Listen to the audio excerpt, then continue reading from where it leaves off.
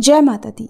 इस बार साल 2025 में 26 अगस्त मंगलवार के दिन हरतालिका तीज का व्रत रहेगा और ये व्रत सुहागिन महिलाओं द्वारा अखंड सुहाग की प्राप्ति के लिए और कुंवारी कन्याओं द्वारा मन चाहे जीवन साथी की प्राप्ति के लिए रखा जाता है। ये पर्व हर साल भाद्रपद माह के शुक्ल पक्ष की तृतीया तिथि को मनाया जाता है। इस दिन महिलाएं निर्जल और निराहार उपवास रखती हैं। इस व्रत को करने से भगवान शिव और माता पार्वती का आशीर्वाद प्राप्त होता है। जीवन के सभी कष्ट दूर होते हैं। हरतालिका तीज का व्रत भगवान शिव और माता पार्वती के अटूट रिश्तों को ध्यान में रखकर किया जाता है।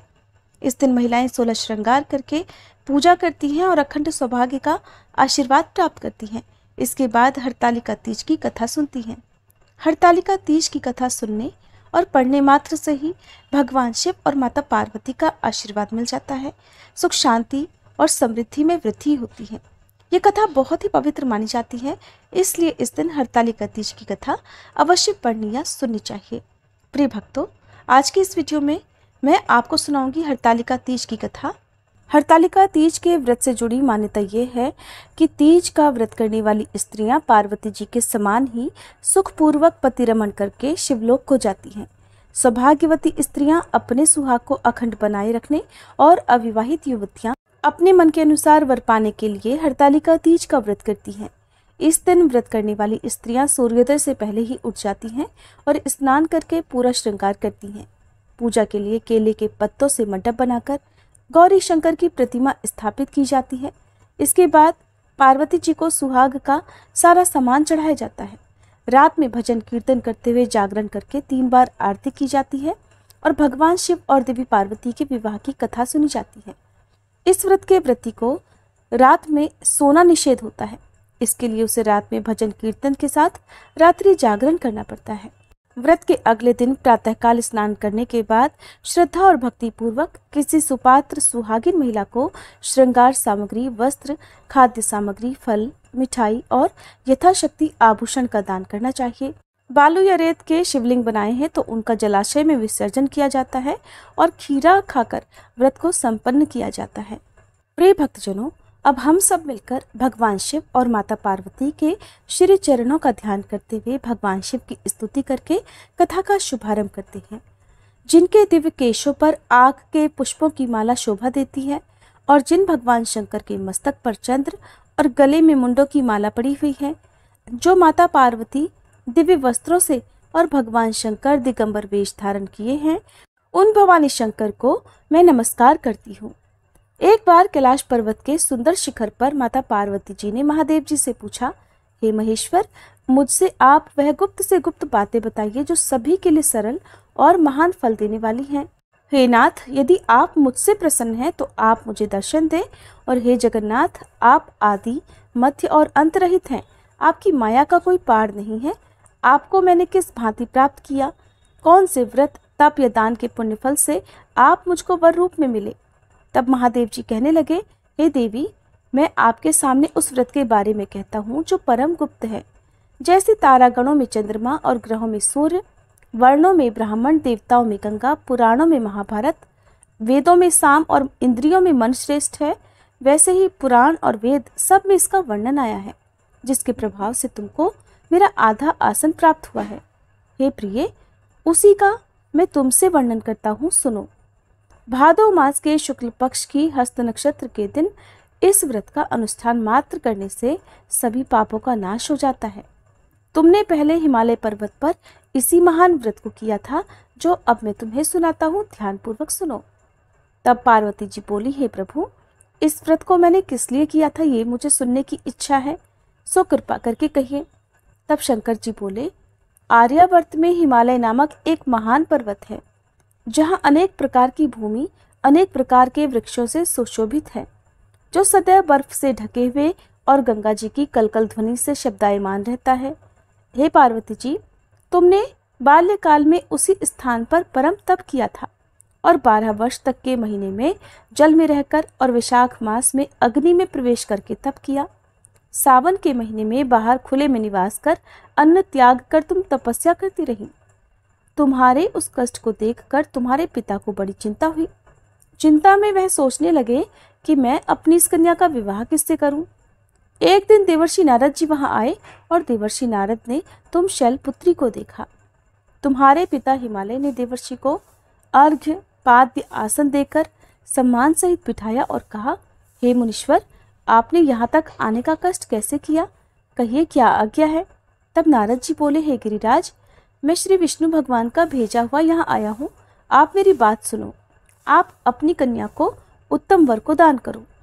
ब्रह्मा, इंद्र, शिव आदि देवताओं में विष्णु भगवान के समान कोई भी उत्तम नहीं है। इसलिए मेरे मत से आप अपनी कन्या का दान भगवान विष्णु को ही दे दें। हिमालय बोले, यदि भगवान वासुदेव स्वयं ही कन्या को ग्रहण करना चाहते हैं और इस कार्य के लिए ही आपका यहाँ आगमन हुआ है, तब तो ये मेरे लिए अत्यंत गौरव की बात है। मैं अवश्य ही अपनी कन्या उन्हें दूंगा। हिमालय का यह आश्वासन सुनते ही देवर्षि नारद आकाश में अंतर्ध्यान हो गए और भगवान श्री विष्णु के पास पहुंचे। नारद जी ने हाथ जोड़कर भगवान विष्णु से कहा, प्रभु, आपका विवाह कार्य निश्चित हो गया है। इधर हिमालय ने पार्वती जी से प्रसन्नता पूर्वक कहा, हे पुत्री, मैंने तुमको गरुड़ध्वज भगवान विष्णु को अर्पण कर दिया है। पिता के इन वाक्यों को सुनते ही देवी पार्वती जी अपनी सहेली के घर गईं और पृथ्वी पर गिरकर अत्यंत दुखी होकर विलाप करने लगी। उनको विलाप करते हुए देखकर सखी बोली, हे देवी, तुम किस कारण से दुखी हो, मुझे बताओ, मैं अवश्य ही तुम्हारी इच्छा पूरी करूंगी। तब पार्वती जी बोली, हे सखी, सुनो, मेरे जो मन की अभिलाषा है सुनाती हूँ। मैं महादेव जी को वरण करना चाहती हूँ। मेरे इस कार्य को पिताजी ने बिगाड़ना चाहा है, इसलिए मैं निस्संदेह इस शरीर का त्याग करूंगी। पार्वती जी के इन वचनों को सुनकर सखी ने कहा, हे देवी, जिस वन को तुम्हारे पिताजी ने ना देखा हो तुम वहां चली जाओ। भगवान शंकर कहते हैं, तब देवी पार्वती अपनी सखी का यह वचन सुनकर ऐसे ही तुम वन को चली गई।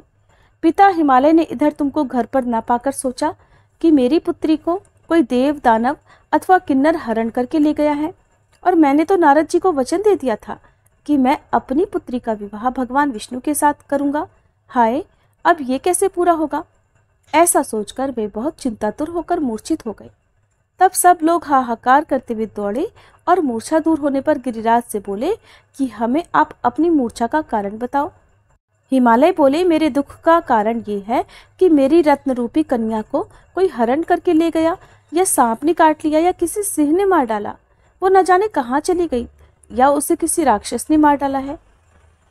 इस प्रकार कहकर गिरिराज दुखी होकर ऐसे कांपने लगे जैसे तेज वायु के चलने पर कोई वृक्ष कांपता है। इसके बाद हे पार्वती, तुम्हें गिरिराज साथियों सहित घने जंगल में ढूंढने निकले। तुम भी सखी के साथ भयानक जंगल में घूमती हुई एक वन में एक नदी के तट पर गुफा में पहुंच गई। उस गुफा में तुम अपनी सखी के साथ प्रवेश कर गई, जहां तुम अन्न जल का त्याग करके बालू का लिंग बनाकर मेरी आराधना करती रही। उस समय पर भाद्रपद मास की हस्त नक्षत्र युक्त तृतीया के दिन तुमने मेरा विधि विधान से पूजन किया और रात्रि को गीत गायन करते हुए जागरण किया। तुम्हारे उस महाव्रत के प्रभाव से मेरा आसन डोलने लगा। मैं उसी स्थान पर आ गया जहां तुम और तुम्हारी सखी दोनों थी। मैंने आकर तुमसे कहा, हे वरानने, मैं तुमसे प्रसन्न हूँ, तुम मुझसे कोई वरदान मांगो। तब तुमने कहा कि हे देव, यदि आप मुझसे प्रसन्न हैं तो आप महादेव जी ही मेरे पति हों। तब मैं तथास्तु कहकर कैलाश पर्वत को चला गया और तुमने प्रभात होते ही मेरी उस बालू की प्रतिमा को नदी में विसर्जित कर दिया। हे शुभे, तुमने वहां अपनी सखी सहित व्रत का परायण किया। इतने में तुम्हारे पिता हिमवान भी तुम्हें ढूंढते ढूंढते उसी घने वन में आ पहुंचे। उस समय उन्होंने नदी के तट पर दो कन्याओं को देखा तो ये तुम्हारे पास आ गए और तुम्हें हृदय से लगाकर रोने लगे। फिर बोले, हे पुत्री, तुम इस सिंह, व्याघ्र आदि युक्त घने जंगल में क्यों चली आई? तब तुमने कहा, हे पिता, मैंने पहले ही अपना शरीर शंकर जी को समर्पित कर दिया था, लेकिन आपने नारद जी को कुछ और ही वचन दे दिया, इसलिए मैं महल से चली आई। ऐसा सुनकर हिमवान ने तुमसे कहा कि मैं तुम्हारी इच्छा के विरुद्ध ये कार्य नहीं करूंगा।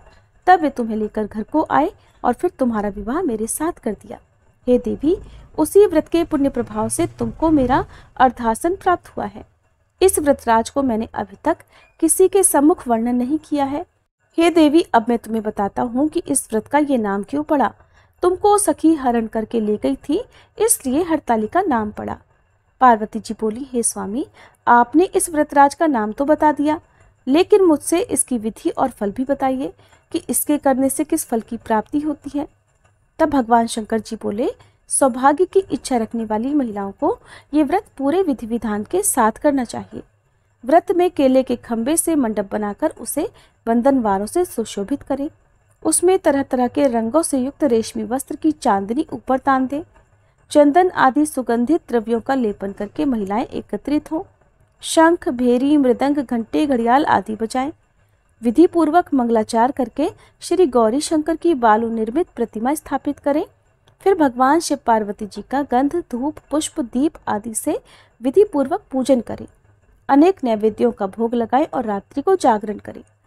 नारियल, सुपारी, जवारी, नींबू, लौंग, अनार, नारंगी आदि ऋतु फलों और फूलों को एकत्रित करके धूप, दीप आदि से पूजन करके कहें, हे कल्याण स्वरूप शिव, हे मंगल स्वरूप शिव, हे मंगल रूप महेश्वरी, हे शिवे, सब कामनाओं को देने वाली देवी, कल्याण रूप आपको नमस्कार है।